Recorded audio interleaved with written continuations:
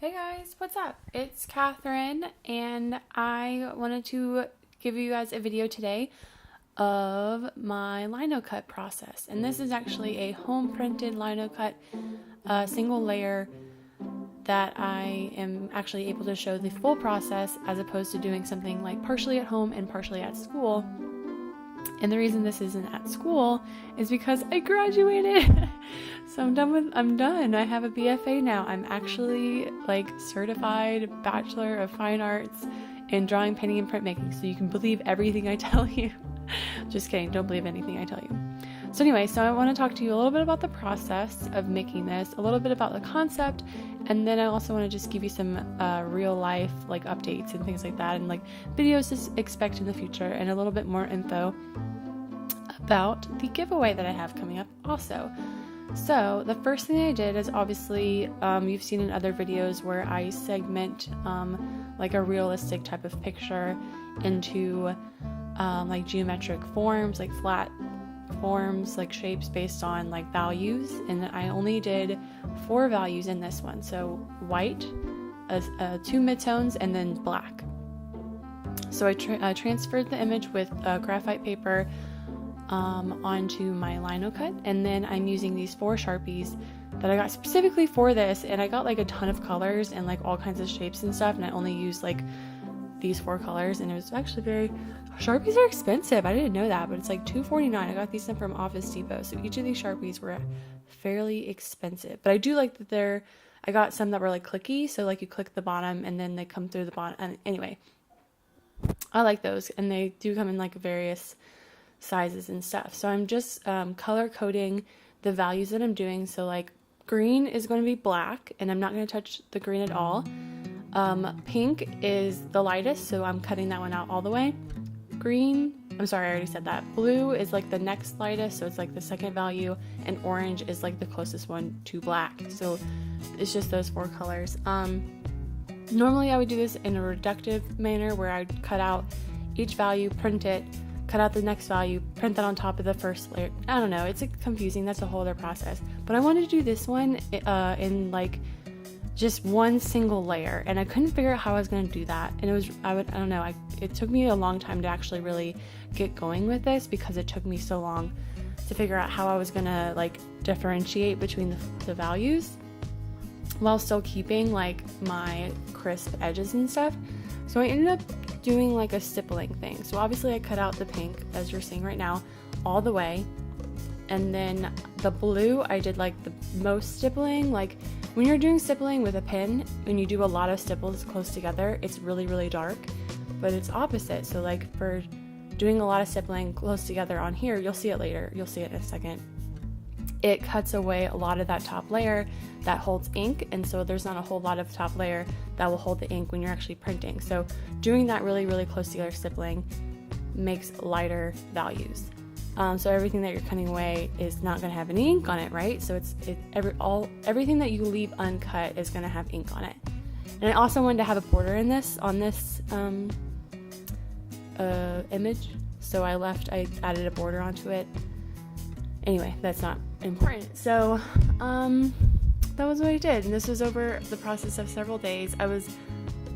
My last like couple days of school or whatever, I started working on this. Like I was already like finished with everything I needed for graduation and stuff, and I had my BFA show and all that, and I was still like excited to do this, and I wanted to get it done like super fast, but I obviously didn't do that. So I am using a different method of printing than I had before on one of my previous Linocuts, which I can link down below.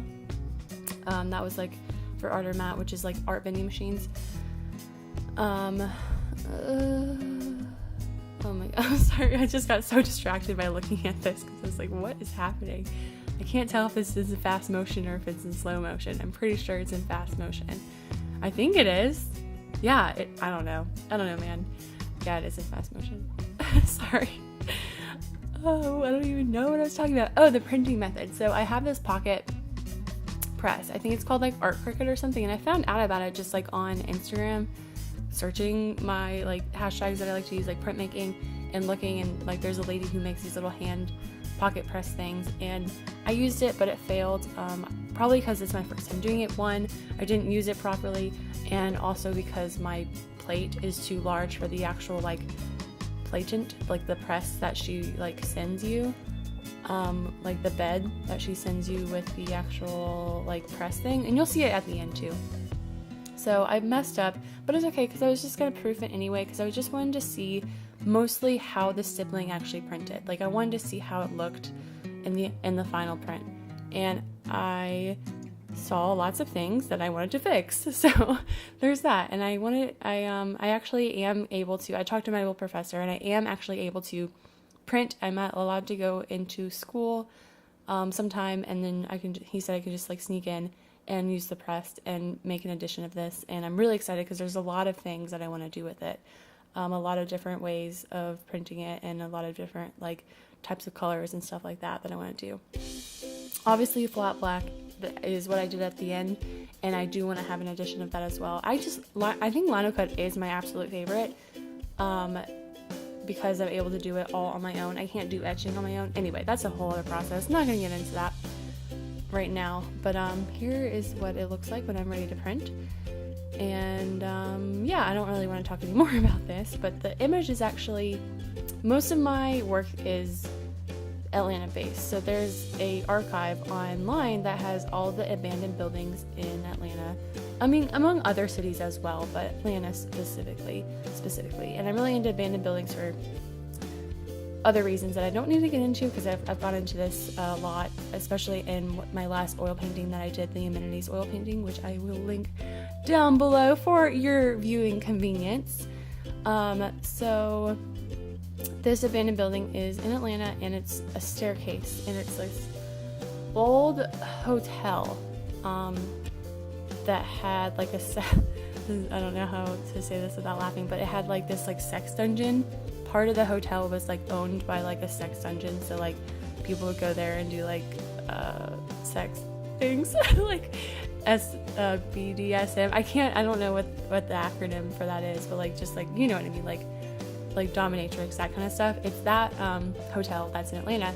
Obviously it's abandoned, and I think it's gone now, but there's an archive on here that people will go to these things when they're about to be torn down or whatever, and they'll take awesome photos of those places. I've only been to one, and I went to the prison farm, which was really scary anyway, but I went to that, and so I want to do more, obviously, but the people that go take great photos, so I'm able to get so much reference material from the pictures that they use. And obviously I do change them a little bit because I'm doing like geometric whatever, obviously because I'm drawing it, and so it's not going to stay exactly the same anyway, but it's not like stock imagery.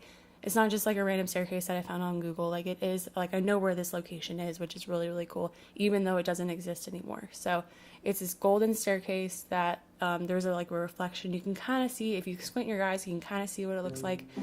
But this is my favorite part. Like this part was the whole time what I was waiting for, just like getting it inked up to see finally what the actual values look like. So you can see how the black, the part that I didn't cut away, was the darkest, and the part that I cut away doesn't take any ink.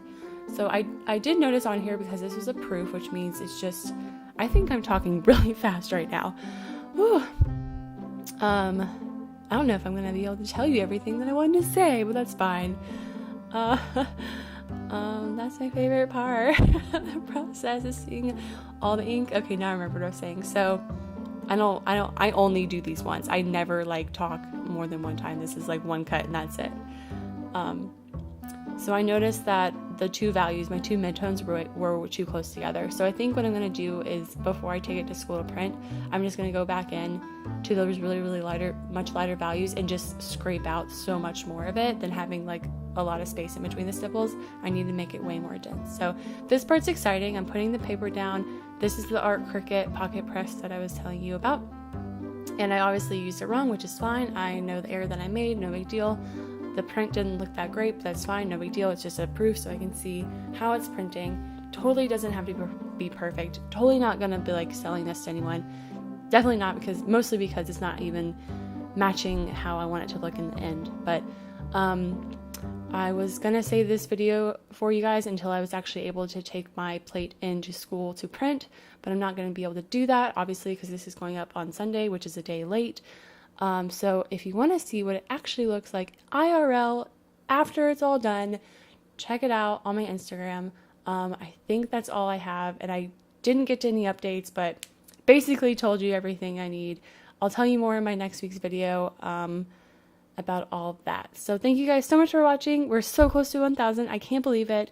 Y'all are so awesome, and I know I'm totally slacking. So I'm going to be better at doing my every week videos now that I've moved and you're staring at a black screen, and I love you. I'll see you guys later. Bye.